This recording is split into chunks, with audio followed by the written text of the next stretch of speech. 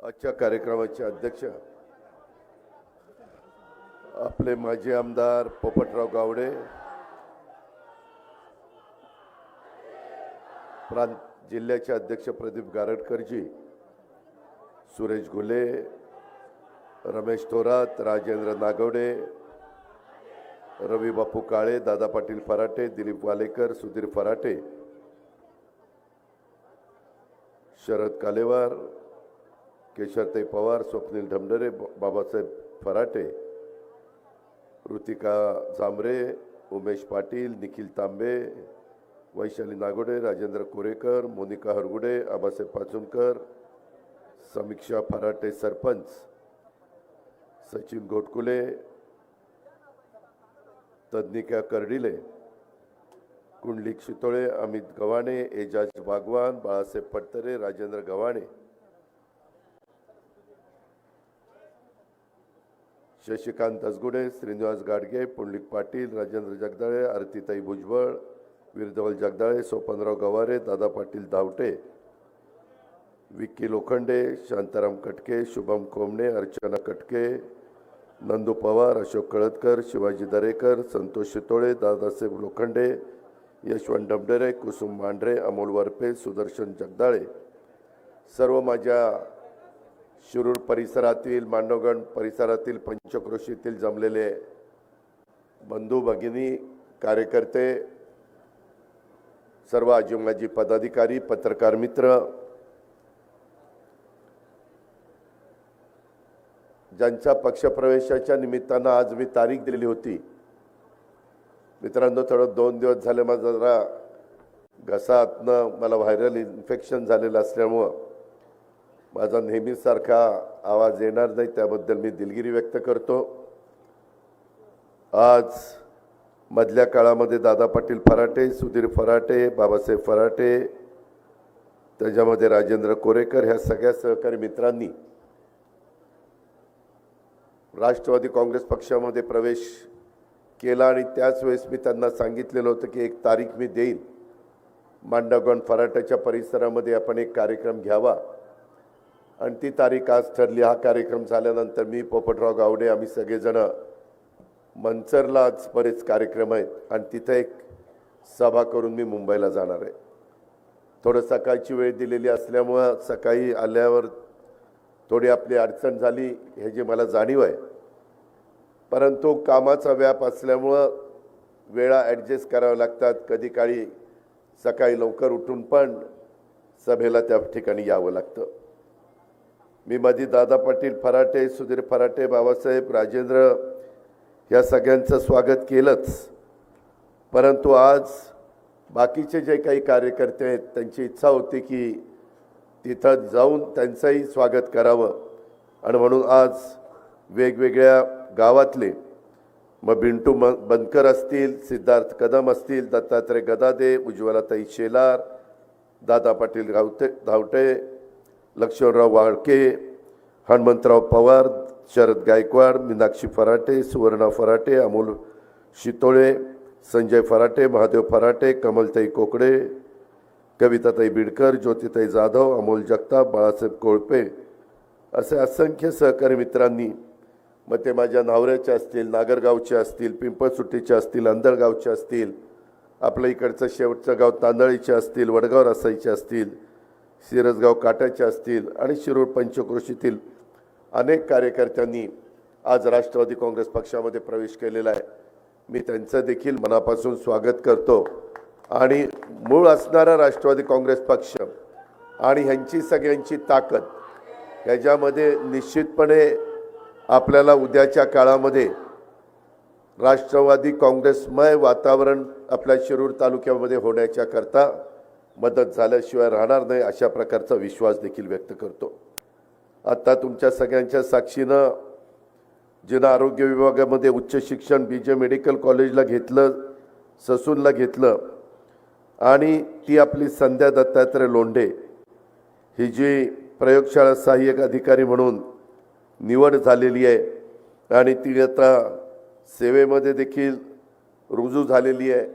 आपल्यातल्या मुलं मुली शिकतायत, चांगल्या पद्धतीनं त्यांनी मेरिटमध्ये आल्यानंतर त्यांना नोकऱ्या मिळत आहेत. मोठी महत्त्वाची जबाबदारी त्या पार पाडतायत. मी संध्याचं मनापासून कौतुक करतो आणि तिला पुढच्या वाटचालीच्या करता शुभेच्छा देतो. त्याचबरोबर माझ्या इतर मुलींना आव्हान करतो की आपण पण मनामध्ये कुठल्याही प्रकारची भावना न आणता चांगला अभ्यास करा, चांगले कोर्सेस करा. वेगवेगळ्या प्रकारच्या भरती हे राज्य सरकारच्या विविध विभागामध्ये चाललेल्या आहेत. परवाच मी एकनाथराव शिंदे आणि देवेंद्रजी एकत्र होतो त्यावेळेस आणखीन पोलिसांची पण भरती आपण मोठ्या प्रमाणावर करायचं ठरवलेलं आहे. जवळपास एकूण 2.25 लाख वेगवेगळ्या डिपार्टमेंटमधली भरती करण्याचा निर्णय राज्य सरकारने घेतलेला आहे. त्याच्यातले काही हजार भरती झालेल्या आहेत. बाकीच्यांच्या पण काही MPSCच्या मार्फत, काही टाटा कंपनीच्या मार्फत, म्हणजे त्यांना आपण भरतीचं कॉन्ट्रॅक्ट दिलेलं आहे. अशा वेगवेगळ्या चांगल्या एजन्सीच्या मार्फत आपण ती भरती करण्याचा प्रयत्न करतोय. एकंदरीतच आज इथं आल्यानंतर अनेक विषयाचे निवेदनं मला गावच्या सरपंचांनी दिली, काही गावातल्या प्रमुख लोकांनी गेली, काही माझ्या शेतकरी बांधवांनी दिली. त्याच्यामध्ये काही विकासाच्या करता निधी मागितला आहे, कुठं कॅनॉलच्या कामाच्या करता निधी मागितला आहे, कुठं पूल मागितला आहे, कुठं रस्ते मागितलेले. अशी अनेक प्रकारची निवेदनं मी सगळी बारकाईने चाळत होतो. तर त्याच्यामध्ये मी आपल्याला एक सांगेन, जसा उल्लेख मगाशी बोलत असताना आपल्या भाषणामध्ये रवीनं केला. मधी मी जिल्ह्याचा पालकमंत्री झाल्यानंतर सगळ्याच आमचं 3 पक्षाचं सरकार आहे, भाजप, शिवसेना आणि राष्ट्रवादी काँग्रेस पक्ष. शेवटी पालकमंत्री म्हणून मला सगळ्यांनाच मदत करावी लागते, आमदारांना पण मदत करावी लागते आणि जिल्हा परिषदेच्या मार्फत आणि DPC ज्याला जिल्हा वार्षिक योजना आपण म्हणतो त्याच्या वतीनं पण मी काही निधी देण्याचा प्रयत्न मग दिलीप असेल, रवी असेल किंवा बाकीच्या असंख्य सहकाऱ्यांना दिला. आणि पुढं 31 मार्च आता लवकरच 2-4 दिवसात 5-6 दिवसात आचारसंहिता लागेल म्हणतात, 1 आठवड्यात. आणि ते लागल्यानंतर मार्च महिन्यात तर आचारसंहितेमध्ये जाईल, एप्रिल महिना आचारसंहितेमध्ये जाईल आणि लोकसभेच्या निवडणुका झाल्यावर आचारसंहिता दूर केली जाईल. त्याच्यानंतर 1 एप्रिलला नवीन वर्ष सुरू होतं. मला तुम्हाला सगळ्यांना सांगायचं आहे, तुमच्यामुळं मला राजकीय जीवनामध्ये कामाची संधी दिली. कारण 91 साली मला तुम्ही पहिल्यांदा खासदार केलं, त्यावेळेस बारामती लोकसभा मतदारसंघामध्ये माझा शिरूर, हवेली, दौंड, बारामती, इंदापूर, पुरंदर अशा प्रकारचा तो मतदारसंघ होता, इन्क्लुडिंग पिंपरी चिंचवड. तो काळ वेगळा होता, त्यावेळेसचे सगळे मान्यवर वेगळे होते. त्यावेळेस काही माझ्या तरुणांचे जन्म पण झालेले नसतील, कारण हा मी सांगतोय तो काळ 33 वर्षापूर्वीचा आहे. आणि खूप प्रचंड मताधिक्याने मला नौका उमेदवार असताना देखील तुम्ही पाठवलं, परंतु नंतर काही लोकसभेला, परंतु काही समीकरणं बदलली. मला 6 महिन्यात राजीनामा द्यावा लागला आणि मला पुन्हा राज्याच्या राजकारणामध्ये यावं लागलं. मित्रांनो, पहिल्यापासून मी शेवटी शेतकरी आहे. त्याच्यामुळं फार बारकाईनं पोल्ट्री असेल, डेअरी असेल, फळबागा असतील, ऊसाची शेती असेल, भाजीपाला असेल, द्राक्ष असतील, आंबा असेल, अशा अनेक प्रकारचे शेती मी माझ्या शेतामध्ये त्या ठिकाणी करत असतो. परंतु नंतर पुन्हा काही बदल झाले, मला मुंबईला जावं लागलं. तरी आज माझं मनापासून मला वेळ मिळतो तेव्हा तिथं जायचा प्रयत्न करतो, पण तो कामाच्या व्यापातनं ते जमत नाही. त्यामुळं ह्या सगळ्या क्षेत्रामध्ये काय शेतकऱ्यांच्या अडचणी आहेत, काय शेतकऱ्यांच्या समस्या आहेत, ह्या व्यवस्थितपणे लक्षामध्ये घेऊन त्याच्यातून मार्ग काढण्याचा प्रयत्न हा माझा चाललेला असतो. सुदैवाने मगाशी सांगितलं 5 वेळेला तुम्ही मला उपमुख्यमंत्री केलं, 8 वेळेला मी अर्थसंकल्प सादर केला. त्याच्यामध्ये शासनाचा तिजोरीतला पैसा कशा पद्धतीनं द्यायचा हा निर्णय आम्ही घेत असतो.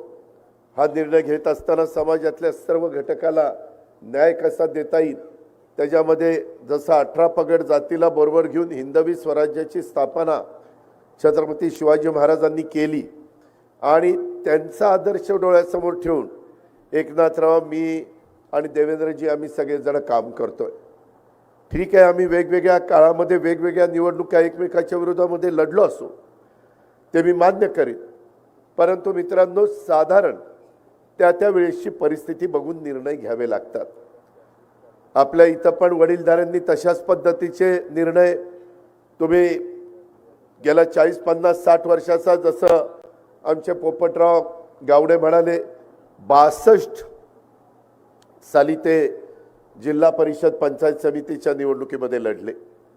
62 ते आता 2024 किती वर्ष झाली ते बघा. म्हणजे त्यावेळेस पासून अनुभव असणारी मंडळी पण इथं साक्षीला आहेत आणि काम करत असताना माझा हा कटाक्षाने प्रयत्न असतो. मला आठवतंय इकडचा सगळा आपला जो नदीचा काठ आहे, इथं रस्त्याची काय दुरवस्था असायची, कशा पद्धतीने आपला ऊस जाताना आपल्याला त्रास व्हायचा, कशा प्रकारे बाकीचे येऊन दिला तरी ह्या दरात द्या नाहीतर देऊ नका अशा पद्धतीनं आपल्याला ऐकवायचे. आणि ते खूप आपण आपल्या वडीलधाऱ्यांनी आपल्या बापदाद्यांनी सहन केलं. पण काळ बदलत गेला. आम्ही देखील राजकारणामध्ये आलो. आम्ही त्याच्यातनं संस्था चांगल्या चालवण्याचा प्रयत्न केला. आपली जिल्हा परिषद असेल, आपला दूध संघ असेल, आपल्या वेगवेगळ्या प्रकारच्या संस्था, पुणे जिल्हा मध्यवर्ती सहकारी बँक असेल, इथं रमेश अप्पा बसलेत. कालपर्यंत मी तिथं डायरेक्टर होतो, परंतु अलीकडं व्यापामुळं मी राजीनामा दिला. परंतु दिलीप वळसे पाटील तिथं अजूनही आहेत, अप्पा तिथं आहेत, Digambar Durgade chairman, Sunil Chandere vice chairman म्हणून काम करतात, अनेक इतर सहकारी. एकच भावना असते की बाबा शेतकऱ्यांना किफायतशीर दरामध्ये 0% व्याजाने पीक कर्ज मिळावं, माझ्या आया बहिणींना महिला बचत गटाला कमी टक्के व्याजाने पैसे मिळावेत, तर कर्ज मिळावं, माझ्या शेतकऱ्यांच्या मुलाला परदेशामध्ये जायचं असेल तर 6% व्याजाने त्यांना त्या ठिकाणी पैसे उपलब्ध व्हावेत. 30-30, 40-40 लाख रुपये पुणे जिल्हा मध्यवर्ती सहकारी बँक त्या बाबतीमध्ये मदत करत असते. अशा अनेक गोष्टीला आपली बँक मदत करत असते.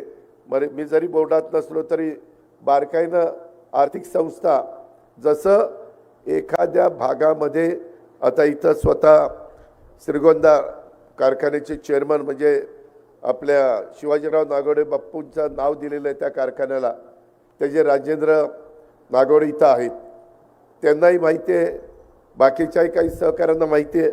मित्रांनो, संस्था चालवणं हे फार तसं बघितलं तर जिकिरीचं काम असतं. डोळ्यात तेल घालून बघावं लागतं. जरा दुर्लक्ष झालं तर त्याची जबरदस्त किंमत मोजावी लागते.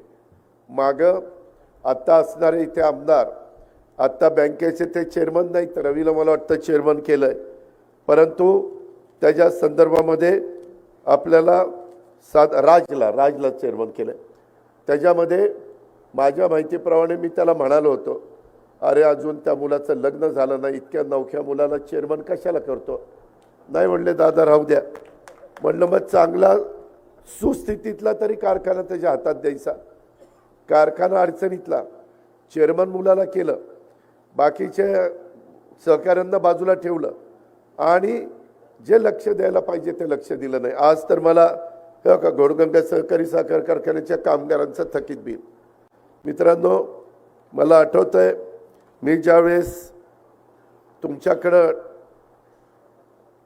खासदार झालो त्यावेळेस ह्या भागाचं प्रतिनिधित्व 91ला मी खासदार झालो, 92 लगेचच जिल्हा परिषद तालुका पंचायतीच्या निवडणुका लागल्या आणि इथून स्वर्गीय माधवरावांना फराटे हे निवडून आले. वयस्कर व्यक्ती, तुम्हाला सगळ्यांना परिचित, परंतु ते घोडगंगा सहकारी साखर कारखान्याच्या उभारणीमध्ये देखील संस्थापक संचालक होते. ह्या मांडवगणसारख्या महत्त्वाच्या गावामध्ये देखील 30 वर्ष सरपंच म्हणून त्यांनी काम केलं. चांगल्या मताधिक्याने जिल्हा परिषदेवर अपक्ष निवडून आले, परंतु 92 ते 97 5 वर्ष ते माझ्याबरोबर राहिले. मी अतिशय नौका. त्यावेळेस अनंतराव थोपटे, बापूसाहेब थिटे, मदन बाफना, मी असे आम्ही 5-6 जण त्यामध्ये प्रमुख असायचो. नाना नवले, कृष्णराव भेगडे, पोपटराव वगैरे बाकीचे सगळे सहकारी असायचे. त्याच्यामध्ये आम्ही त्याच्यातून ती जिल्हा परिषद तेव्हापासून मी लक्ष घातलं आणि अनेकांना संधी दिली. अनेक वेगवेगळ्या घटकाला तिथं प्राधान्य दिलं. माझ्या माहितीप्रमाणे 92 सालीच आम्ही पहिल्यांदा 33% जागा महिलांना देण्याचा निर्णय घेतला. महिला देखील काही बाबतीत मिळायच्या नाही. तिथं आम्हाला काही पुरुष मंडळींना आम्ही विनंती करायचो की इथं तुमच्या घरातली सून द्या, तुमची मुलगी द्या, तुम्हाला कुणाला बहीण असेल तर बहीण द्या, परंतु महिला द्या. त्यावेळेस जरा लोक बुजायचे. आता लोक बुजत नाही. आता लोक तडफेनी पुढे येतात. काळ बदलला आहे, वेळ बदललेली आहे. लोक आता पुरुषांच्या बरोबरीनं महिला पुढे आलेल्या आहेत. परंतु तो सगळा काळ होता आणि त्या काळामध्ये मी स्वतः माधवराव अण्णांचं काम बघितलं आणि अतिशय सतत म्हणजे पेटा, त्यांचा तो कोट, ते धोतर, त्याच्यामध्ये मला कधी कधी प्रश्न पडायचा, उन्हाळा असो पावसाळा असो, मी माधवराव अण्णांचा तोच पेहराव बघायचो आणि तसाच पोपटराव गावड्यांचा. आम्हाला उन्हाळ्यात तर एवढी उकडायचं, पण ह्यांचं जॅकेट असायचंच. मी म्हणायचो याला ह्यांना उकडत कसं नाही आहे, पण मला काहींनी सांगितलं नाही. परवा असंच आम्ही चर्चा करत होतो, देवेंद्रजी पण होते. देवेंद्रजींना म्हणलं तुम्हाला गरम होत नाही का? ते म्हणले दादा एकदा सवय झाल्यावर काय उकडत नाही किंवा काही गरम पण होत नाही. तसं पोपटरावांचं पण आहे आणि तसंच माधवराव अण्णांचं होतं. आज ते आपल्या थायात नाही, मी त्यांना भावपूर्ण श्रद्धांजली अर्पण करतो. पण तो काळ, त्यावेळेची माणसं आणि आताचा काळ आणि आताची माणसं हा फार फरक पडलेला आहे. मित्रांनो, काही जण आम्ही जे काही निर्णय घेतले, आता हा निर्णय घेत असताना कारखान्यामध्ये त्यांनी माझ्या माहितीप्रमाणे याला चेअरमन केला, चिरंजीवांना, राजला, आणि चेअरमन केल्यानंतर कारखाना ज्या पद्धतीनं बारकाईनं लक्ष द्यायला पाहिजे. मगाशी बोलत असताना रवीनं सांगितलं. मित्रांनो, तुम्ही रमेश आप्पांना विचारा, इथं आप्पा आहेत. 91ला तुम्ही खासदार करायच्या आधी मी बँकेला निवडून आलो. रमेश आप्पा आणि सुभाष कुलांनी मला सांगितलं, अजित तुला जिल्ह्याच्या राजकारणात यायचं असेल तर तू बँकेला उभा राहा. म्हणलं राव, आमच्या इथं बँकेत आम्ही कुणीच निवडून येत नाही, सतत काकडे मंडळी येतात आणि मग कसं काय तिथं पडायचंच काम आहे. ते म्हणले नाही नाही तू राहा तर उभा. आम्ही राहिलो आणि मी प्रत्येक मतदाराला भेटलो आणि मतदारांनी मला निवडून दिलं आणि त्याच्यानंतर मला जिल्ह्याच्या राजकारणात आलो. ह्यांनी सगळ्यांनी ठरवलं की अजितला म्हणले चेअरमन करूया आपण. मला बँकेतलं अबकडं पण माहीत नव्हतं, कशी मिटिंग होती, काय होती, काही माहीत नाही. आप्पा त्याच्या आधी चेअरमन होते. आप्पा वगैरे यांनी सगळ्यांनी ठरवलं. थोपटे साहेबांनी, बापूसाहेब थिटेंनी, नाना नवले, नंतर कृष्णचंद्र आपल्या भेगडे साहेब, त्याच्यामध्ये भेगडे साहेब होते. असे सगळ्यांनी ठरवल्यावर मी तर नौखा, मी कशी बस. पण मला एक पहिल्यापासून संस्था चांगली चालवायची. माझी काही बाबतीमध्ये बदनामी केली, राज्य सहकारी बँकेच्या बद्दल बदनामी केली, माझ्यावर आरोप केले, जलसंपदा खात्यामध्ये बदनामी केली. आज देखील तुमचा पालकमंत्री म्हणून मी अनेक वर्ष, माझ्या एवढा पालकमंत्री ह्या जिल्ह्याचा कोणी झाला नसेल, इतके वर्ष मी तुमचा पालकमंत्री आहे. पण एक पैशाचा मी तुमचा कोणाचा मिंदा नाही आहे. मी पालकमंत्र्याचे जो काही निधी असतो तुम्ही कुणालाही विचारा, त्याच्यामध्ये तो निधी त्यांना देण्याचा मी प्रयत्न करत असतो. आत्ताही जी निवेदनं आलेली आहेत, मी त्या सगळ्या माझ्या सरपंचांना, काही आमच्या मुली सरपंच आहेत, काही ठिकाणी आमच्या भगिनी सरपंच आहेत, काही ठिकाणी आमचे तरुण मंडळी सरपंच आहेत. मी त्यांना एवढंच सांगेन की 1 एप्रिलच्या नंतर नवीन वर्ष आहे आणि यंदाच्या वर्षी साधारण कालच्या अर्थसंकल्पामध्ये आपल्या पुणे जिल्ह्याला DPCच्या करता मी 1250 कोटी रुपये मंजूर केले. 1250 कोटी रुपये ॲव्हरेज जर काढलं तर तर एकेका तालुक्याला 100 कोटी रुपये यायला काही अडचण नाही.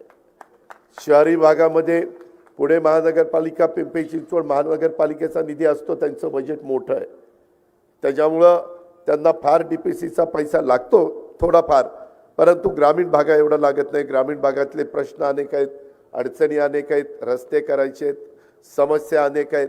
लोकांना एक काम झालं तरी पुढचं काम दुसरं कुठलं तरी तयारच असतं, त्याच्यातनं लोकांना समाधानी करायचं असतं.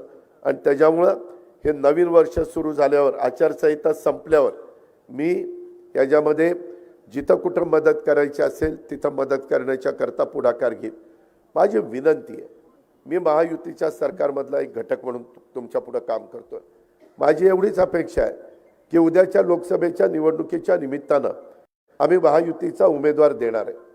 हा उमेदवार देत असताना तुमच्या इथल्या शिरूरमध्ये समस्या खूप आहेत.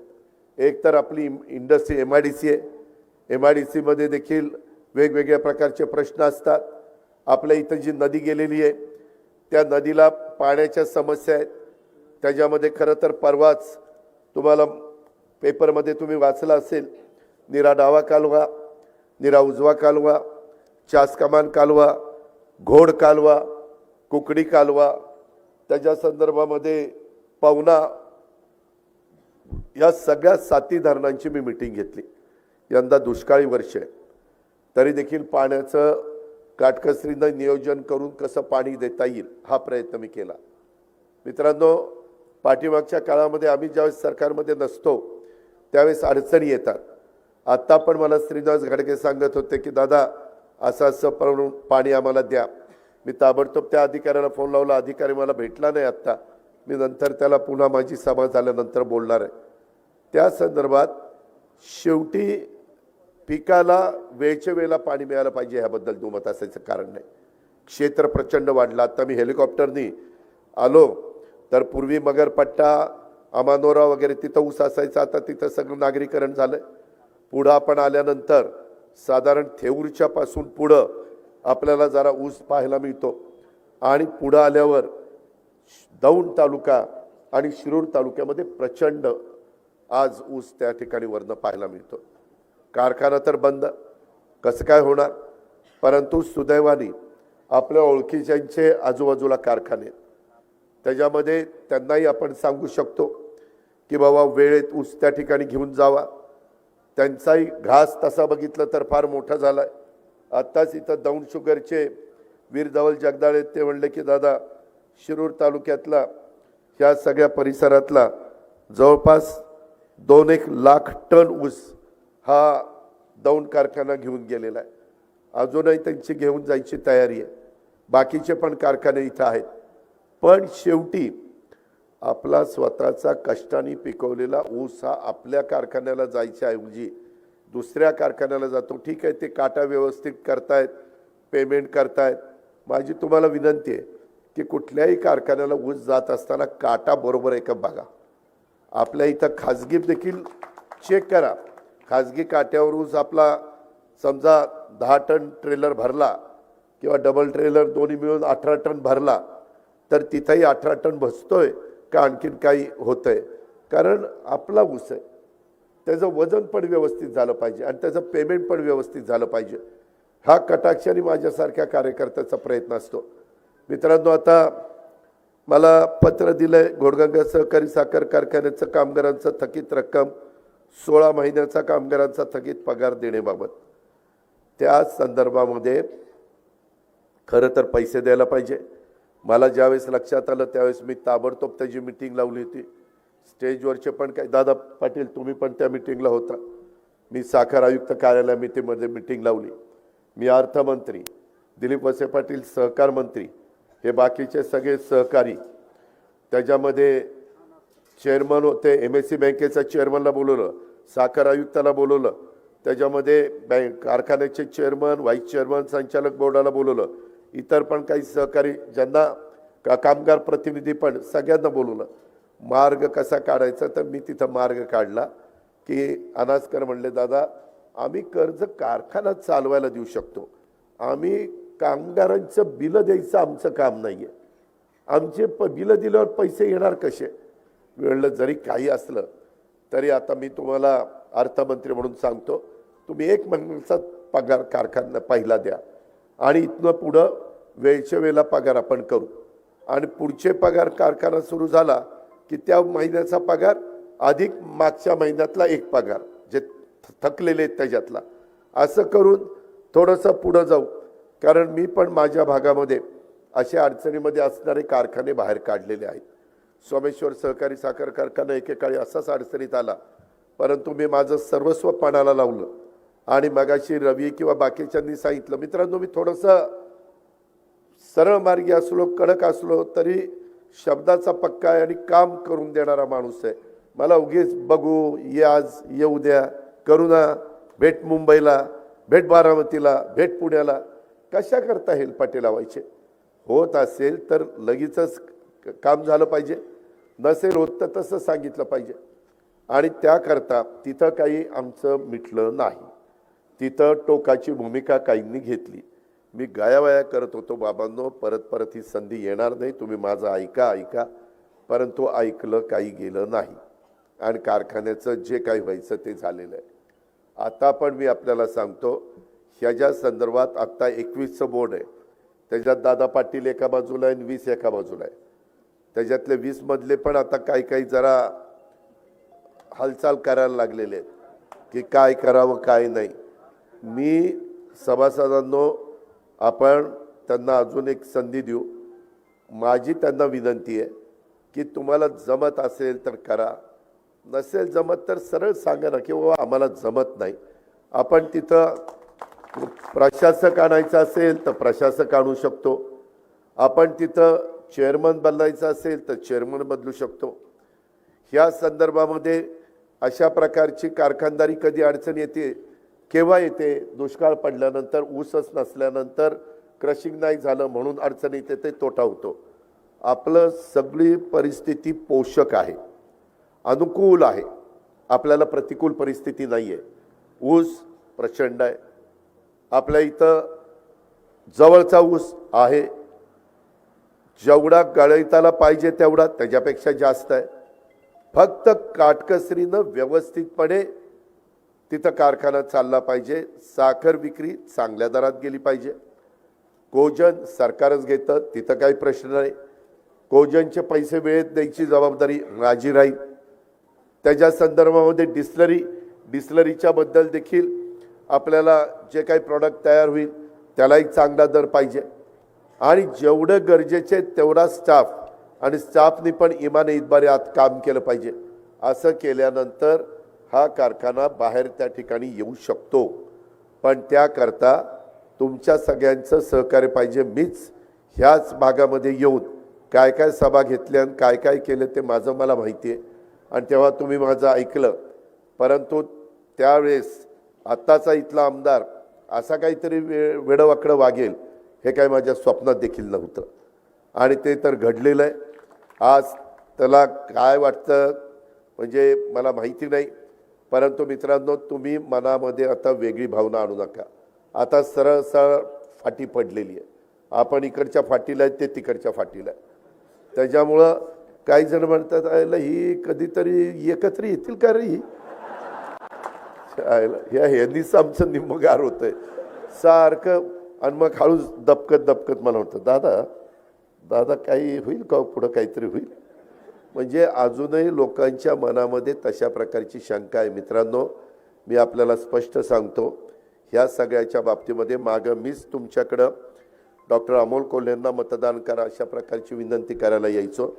मी त्यांना दुसऱ्या पक्षातनं घेऊन माझ्या घरी नेऊन पक्षाचा प्रवेश देऊन तिकीट देऊन मी दिलीपराव वळसे पाटलांनी जबाबदारी दिलीपरावांच्यावर मी जुन्नर खेड आंबेगावची जबाबदारी टाकली होती. माझ्यावर मी भोसरी, शिरूर आणि हडपसर ह्या 3ची जबाबदारी घेतलेली होती आणि त्या प्रकारे आपण ते सीट निवडून आणलं. निवडून आणल्यानंतर मलाही वाटलं वक्तृत्व चांगलं आहे, दिसायला राजबिंड आहे, त्याच्यामध्ये चांगल्या पद्धतीनं काम करतील. परंतु मित्रांनो, नंतर 2-2.5 महिने 2च महिने झाले, 2 वर्ष झाले आणि नंतर ते मला म्हणायला लागले की दादा मला राजीनामा द्यायचा. म्हणलं राव, जनतेने 5 वर्ष निवडून दिलं, 2 वर्षातच राजीनामा द्यायचा, लोक जोड्याने मारतील राव आपल्याला, असं करू नका.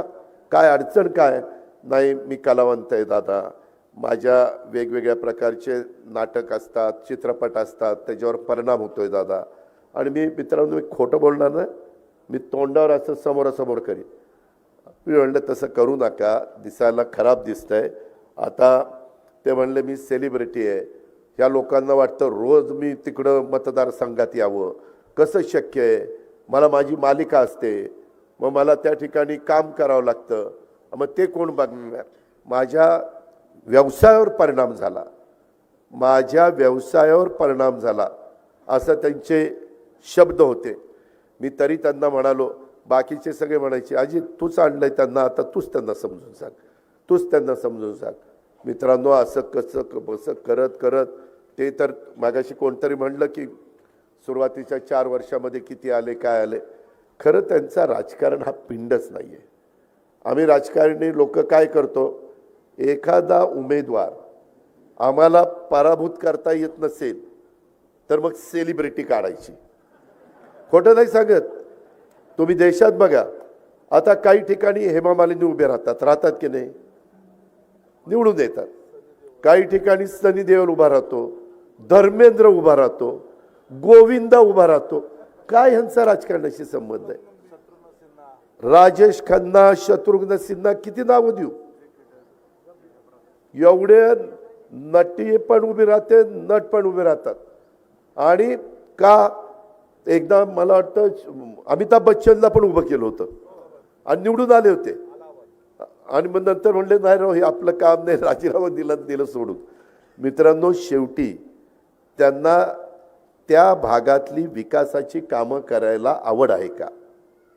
थोडे दिवस आपल्याला पण नवीन माणूस आला, त्याला चांगला दिसायला पिळबिळ मिशावर मारला की काय दिसतंय राजबंडा घडी, आणि ते आपण देतो, बटणं दाबतो. त्याच्यात आमच्याही चुका आहेत. आम्ही काही अंतर्मनी नाही आहे. एखादा जण आला आणि बघितला आणि चांगला वाटला तर वाटतं की बाबा हा निघेल चांगला, परंतु त्याच्या डोक्यामध्ये काय चाललेलं आहे हे काय आम्हाला कळायला मार्ग नाही ना. तसं आपलं झालंय. आता पुन्हा मध्ये मी शिवजयंतीला मला भेटले 19 तारखेला. म्हटलं का हो डॉक्टर, मागं तर म्हणायचं राजीनामा द्यायचा ना, आता परत दंड ठोपटले. नाही म्हणले दादा, जरा वाटायला लागलं, परत उभं राहू. अरे असं कसं चालेल? आपले प्रश्न सुटले पाहिजे. मित्रांनो, इतके महत्त्वाचे प्रश्न सध्या आपल्या सगळ्यांच्या समोर आवासून आहेत. रेल्वेचे प्रश्न आहेत. आत्ताच कोणीतरी बोलत असताना मला वाटतं सांगितलं त्याच्यामध्ये की दादा आमच्या इथं सुधीरने का कोणीतरी सांगितलं, दादा आमचा हा रस्ता 10 मीटर रुंदीचा करा, 7.5 का काहीतरी आहे ना, हां, तो 10 मीटरचा करा. आपल्या इथं पाण्याचा गहन प्रश्न आहे. मी ते कुकडीचं घोडचं बघतोय. दिवसेंदिवस शहरं मोठी होत आहेत. शिरूरकरांनो, मांडवगण फराटा परिसरातल्या माझ्या पंचक्रोशीतील जनते हो, आपल्या वरसगाव, पानशेत, खडकवासला, टेमघरला एवढं पाणी प्यायला चाललंय, अर्थात द्यायला पाहिजे. पूर्वी 5-5.5 TMC लागायचं, आता 20 TMC पाणी लागतंय. शेवटी ह्या सगळ्या गोष्टीचा परिणाम शेतीवर व्हायला लागलेला आहे. शेतीशिवाय तर आपल्याला पर्याय नाही. शेतीला कसा योग्य पद्धतीनं दर मिळतील. आत्ताच मोदी साहेबांनी ऊसाचे दर परत वाढवले. आत्ता मध्ये 1 महिना पण झाला नसेल, FRP वाढवली. ह्या सगळ्या गोष्टी आहेत. आणि ह्याच्यातून मी मध्ये एक विषय आणला की मुळशी धरणाची उंची वाढवायची आणि त्याच्यातनं काही पाणी साठवून ते मुळशी तालुक्याला पिण्याकरता द्यायचं. मागं भामा आसखेड हे दौंड तालुक्याला, आपल्याला माहिती आहे, हवेली आणि दौंड तालुक्याकरता भामा आसखेड केलं. मित्रांनो, आज भामा आसखेडला कॅनोल झाला नाही. सगळंच्या सगळं पाणी पिंपरी चिंचवड आणि पुण्याला प्यायला द्यावं लागलं. अख्खं धरण. विचार करा. धरणाच्या साईड तर ठराविकच आहेत. मी आता हा विचार करतोय की पलीकडे पडणारं पावसाचं पाणी ते कुठं असे बांध घालायचे आणि ते अलीकडे वळून आपल्या इकडं पश्चिमेचं पाणी पूर्वेकडे आणायचं. अशा प्रकारचा प्रयत्न आमचा त्या ठिकाणी चाललेला आहे. ह्या अशा अनेक बाबी आहेत. आणि म्हणून मित्रांनो, आम्ही गेले 30-32 वर्ष काम करतोय. काही जण ज्यांनी हा सगळा पाया रचलाय त्यांची भूमिका वेगळी आहे. आम्ही त्याच्यावर कळस चढवण्याचं काम केलेलं आहे. गेले 30-32 वर्ष मी पण गप्प बसलेलो नाहीये. मी तुम्हाला सांगू इच्छितो की कामच करण्याचा प्रयत्न केला. आज इथं निवेदन देताना ज्या शेतकऱ्यांना 50,000 रुपये प्रोत्साहन राहिलेले ते लवकरात लवकर मिळावं, ह्या बजेटमध्ये त्याची तरतूद केलेली ते तुम्हाला मिळेल. वेगवेगळ्या पद्धतीनं काही निधी मिळावा, चौपाटी इथं करावी, घाट करावा वगैरे बरंच काय दिलेलं आहे. आमचा जिव्हाळ्याचा प्रश्न, तुमचा जिव्हाळ्याचा प्रश्न आहे तो म्हणजे घोडगंगा सहकारी साखर कारखाना. माझा चॅलेंज आहे, आम्ही सोडून दुसरं कुणाचाही त्यांनी कोण मायेचा लाल उभा राहावा आणि त्याने सांगावं की मी कारखाना चालू करून दाखवतो. कुणाचा घास नाही आहे. कारण जे 25 वर्ष होते त्यांनी स्वतःचा खाजगी कारखाना चांगला चालवलाय, पण तुमचा कारखाना मातीत घातला. हे झालं की नाही? तुम्ही म्हणाल दादा तुम्हीच यायचं, त्याला मत द्या, त्याला मत द्या, कारखाना त्याला द्या, कारखाना त्याला द्या. त्यावेळेस दादा पाटलाच्या पॅनलला तुम्ही मदत केली असती तर ती चेअरमन झाला असता. झालं ना, चूक झाली ना माझी, मी कबूल करतो ना. मला काय माहिती की नंतर असा दिवटापणा दाखवेल. म्हणजे जे आहे ते आहे, परंतु तरी देखील दुरुस्त करण्याची ताकद फक्त आपल्यातच आहे, एवढाही मी दावा करतो. का तर अर्थ मंत्रालय माझ्याकडे, सहकार खातं आमच्या दिलीप वळसे पाटलाकडे, सहकार खात्याची परवानगी लागते ते दिलीपरावांकडनं घेऊ, अर्थ विभागाची परवानगी लागते ते कोण अजित पवार आहे त्याला सांगून त्याला करायला लावू, आणि मुख्यमंत्री आणि उपमुख्यमंत्र्यांची पण मदत लागते.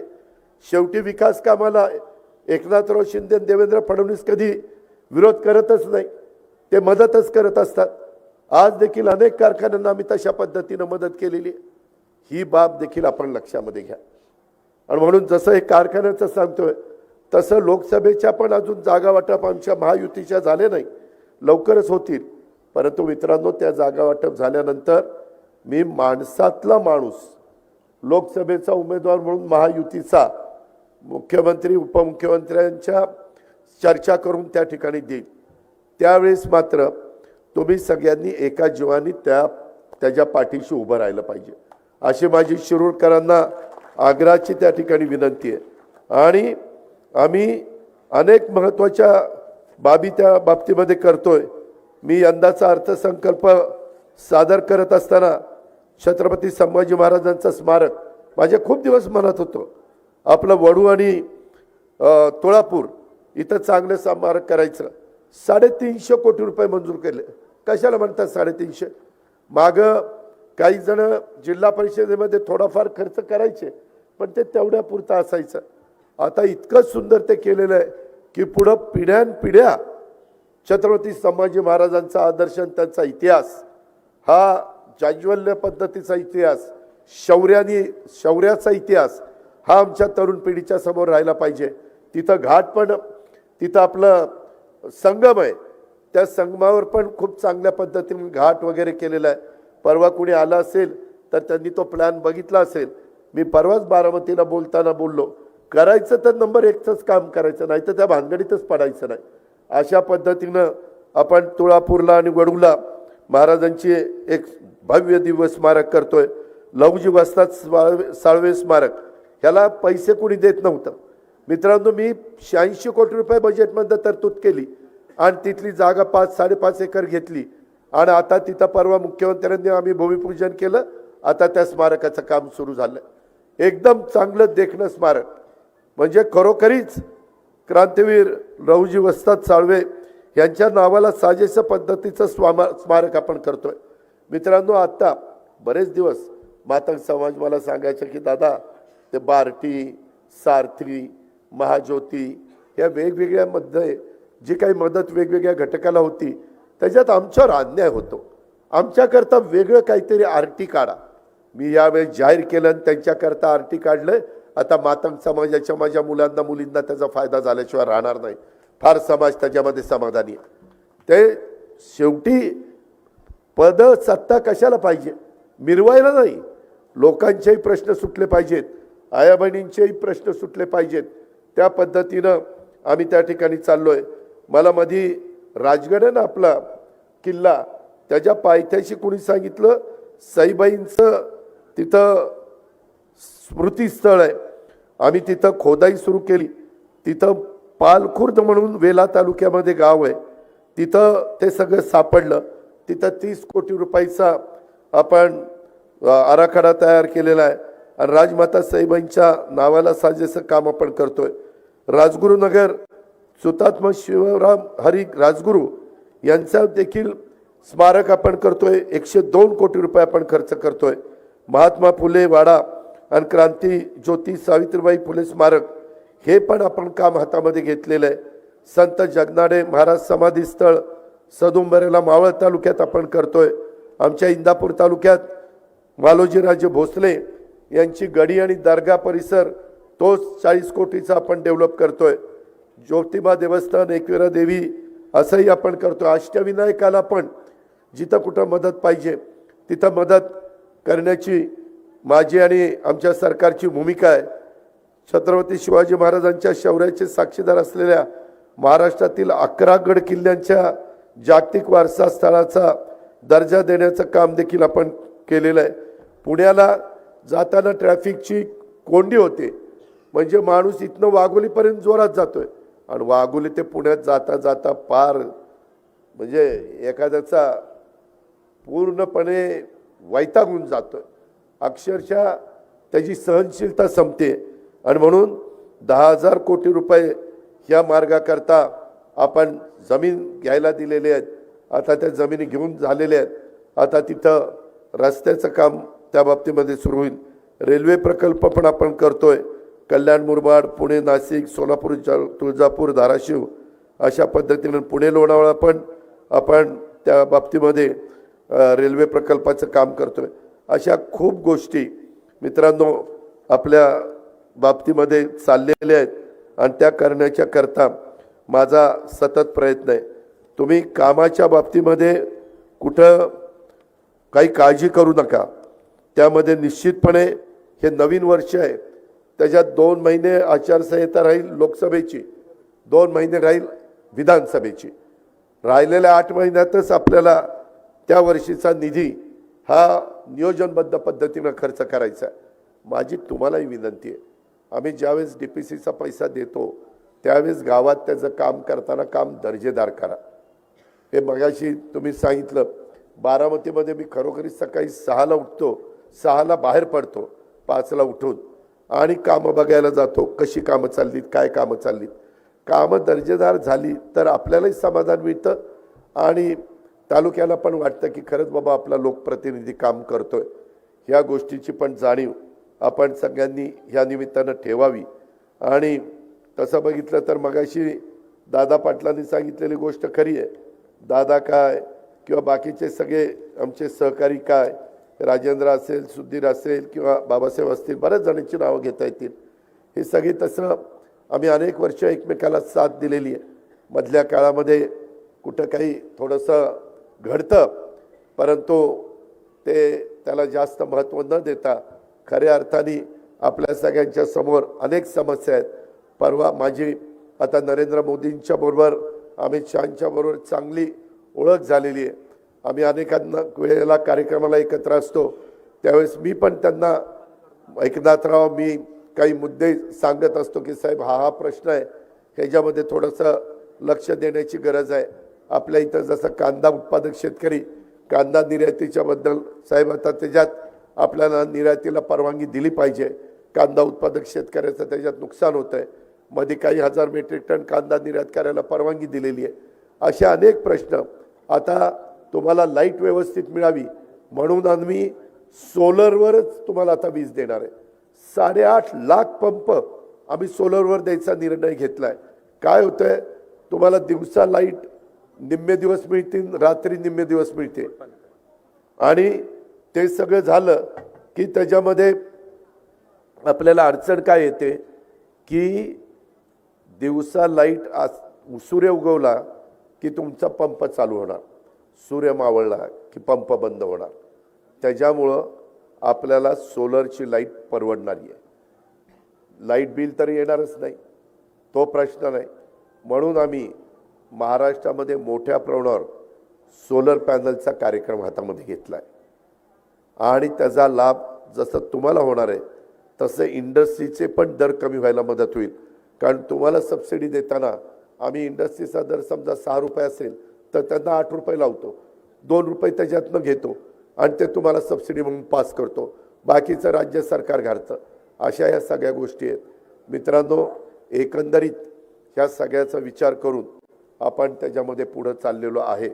माझी तुम्हालाही विनंती आहे की खूप काही चांगलं बियाणं तुम्हाला कसं मिळेल, चांगल्या पद्धतीनं वेगवेगळे संशोधन करून त्याच्यातून कमी पाण्यामध्ये जास्त चांगल्या प्रकारचं पीक कसं येईल, त्याच्या संदर्भात दुधाच्या बद्दल बघा मध्ये अडचणी झाल्या, ह्या सगळ्या ताई वगैरे आमच्याकडे आल्या, स्वप्नील वगैरे सगळेच आले, आमचे भगवानराव पासनकर आले आणि ते म्हणले की दादा परवडत नाही. कार्यकर्ते आले. 5 रुपये लिटरला आम्ही गाईच्या करता अनुदान दिलेलं आहे. त्याचे पैसे मध्ये काहीतरी त्रुटी राहिलेली होती, ती पण आता दूर केलेली आहे आणि डायरेक्ट त्याच्या अकाउंटला ते पैसे जाणार आहेत. फक्त ते गाईचं दूध त्याचं घरातलं असलं पाहिजे एवढी फक्त आम्ही शहानिशा करतोय. म्हणजे 2 महिन्याच्या 1च महिन्याकरता केलं होतं, आता अजून 1 महिना ते वाढवलं. का तर दुधाचे दर अजून कमी आहेत.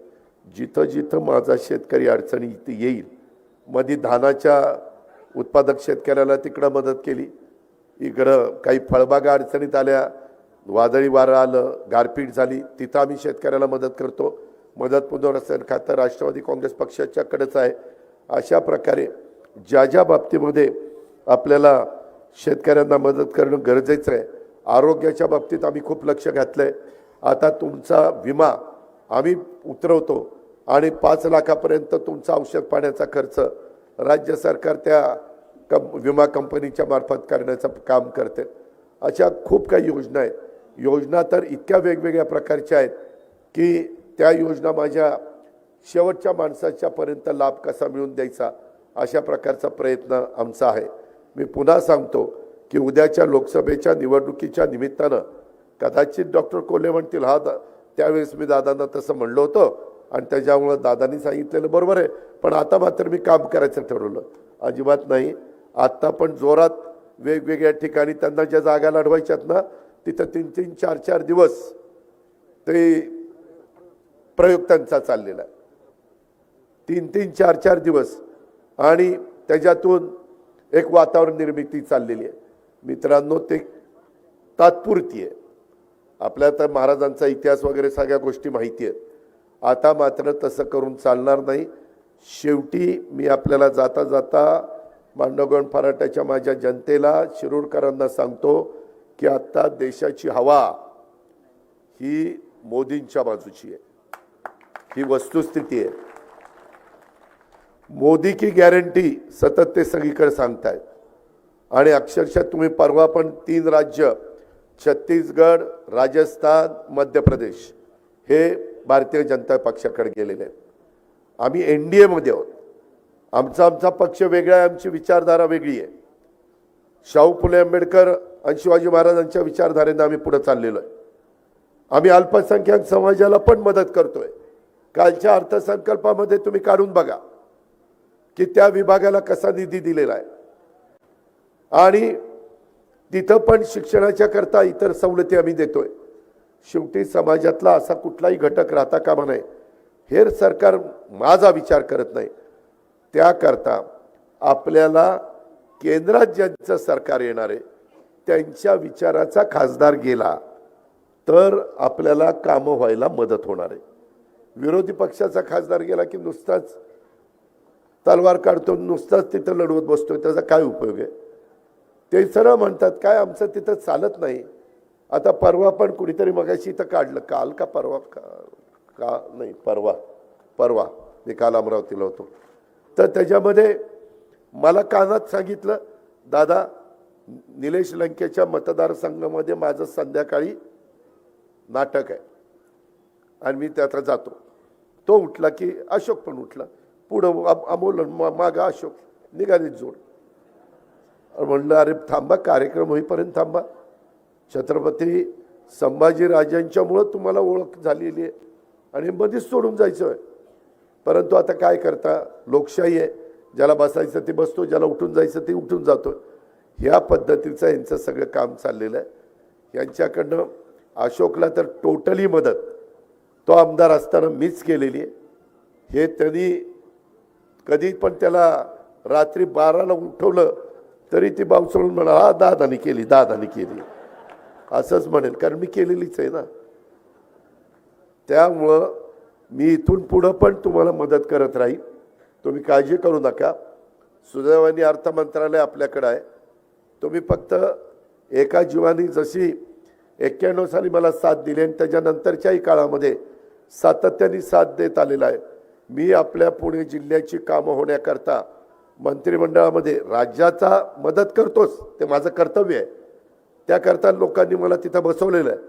परंतु त्याचबरोबर आपल्या जिल्ह्याला पण कसा निधी मिळेल आणि आपल्या जिल्ह्यातली कामं कशी होतील.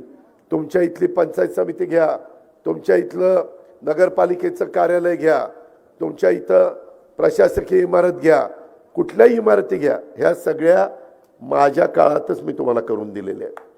त्याच्यामध्ये आज पुण्याचं कलेक्टर ऑफिस, पुण्याचं विभागीय आयुक्त कार्यालय, पुण्याचं साखर भवन, पुण्याचं कृषी भवन आता काम चाललंय, पुण्याचं सारथीचं ऑफिसचं काम चाललंय, पुण्याचं शालेय शिक्षण विभागाचं काम चाललंय, पुण्याचं कामगार भवनाचं काम चाललंय, पुण्याचं आता सहकार भवनचं काम त्या ठिकाणी सुरू केलेलं आहे, पुण्याचं गेस्ट हाऊस, सर्किट हाऊस पूर्वी कसं होतं ना आता कसं झालंय बघा. ज्या ज्या गोष्टीमध्ये लोकांचं जाणं येणं मोठ्या प्रमाणावर आहेत त्या सगळ्या इमारती दिमागदार करण्याचं काम आणि त्याच्यातनं लोकांचे प्रश्न सुटावेत, लोकांना हेलपाटे कमी घालायला लागावेत, हा त्याच्या पाठीमागचा माझा दृष्टिकोन आहे. मला आता दुसरं काही नको आहे. ह्याच्यातून केंद्रामध्ये मोदी साहेबांनी जागतिक पातळीवर आपल्या भारताचं नाव हे वरच्या क्रमांकावर नेलेलं आहे. आपल्याला अर्थव्यवस्था बळकट करायची. अर्थव्यवस्था बळकट झाल्यानंतर परदेशी गुंतवणूक होते येते, परराज्यातली गुंतवणूक येते, परजिल्ह्यातली गुंतवणूक येते, त्याच्यातनं रोजगार मिळतो, पर्यटनाला चालना द्यायची, त्याच्यातनं रोजगार त्या ठिकाणी निर्माण होतो. पूर्वी रस्ते कसे होते, आता रस्ते कसे चाललेले आहेत, नॅशनल हायवे कशा पद्धतीनं चाललेले आहेत, वंदे भारत ट्रेन कशा सुरू केलेल्या आहेत, नवीन नवीन विमानतळं कशी केलेली आहेत, पुण्याच्याही विमानतळाचा विस्तार कसा केलेला आहे, अशा खूप काही गोष्टी मित्रांनो आपल्याला सांगता येतील.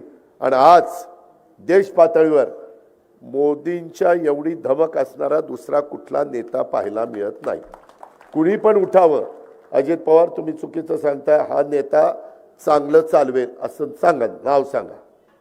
आहे कुठलं नाव? कुणी माझ्या महिलांनी सांगावं. कुणी आज नाहीये. त्यांच्यात वाद चाललेत, भांडणं चाललेली आहेत. भांडणांनी चार दिशेला चार ठिकाणी सगळ्यांची तोंड होतात. असं होत नाही. नेता जर मजबूत असेल तर देश अतिशय गतीनं पुढे जात असतो आणि देशाचा सर्वांगीण विकास होत असतो. त्यांच्यामुळं तो होतोय. त्यांच्यामुळं आपल्याला महाराष्ट्राचा विकास करायचा आहे. म्हणून मोदींच्या विचाराचे खासदार निवडून द्यायचे. ते जेवढे खासदार जातील तेवढं आपल्याला मोठ्या प्रमाणावर त्याची मदत होणार आहे. ही पण बाब लक्षात ठेवा. आणि त्याच्यातून मग नंतर विधानसभेच्या निवडणुकीच्या निमित्तानं पण जे सांगायचे ते त्यावेळेस सांगेन. पण आता महायुतीचं सरकार तुमच्याकरता काम करत आहे. खूप काही वेगवेगळी कामं आमच्या हातामध्ये आहेत आणि ती पूर्ण करण्याची आमची 100% तयारी आहे. माझी कामगारांना विनंती आहे, तुम्हाला जर असं वाटत असेल की बाबा आमचे पगार व्हावेत, तुमचे पगार व्हावेत, तर एकदा तुमच्या बोर्डाला भेटा आणि बोर्डाला म्हणावं, ती दादा काल आला होता ना असं सांगत होता, जाऊ द्या, त्याच्याकडे जाऊन जर काम होत असेल तर चला तिकडं घेऊ चालू करून. तसं असेल तर तशी आपली तयारी. काही दिवस देतो आणि जर नाहीच ऐकलं तर ह्यांना कारखाना चालवता येत नाही. म्हणून त्यांना नोटीस काढणार. नोटीस काढून रितसर जे काही सहकाराचे नियम असतील त्या नियमाप्रमाणे पुढची ॲक्शन त्या ठिकाणी घ्यावी लागणार. कारण मला शेवटी शिरूर तालुक्यातल्या सभासदांचं हित पाहायचं आहे. मला काही संचालक बोर्डाचं हित पाहायचं नाही.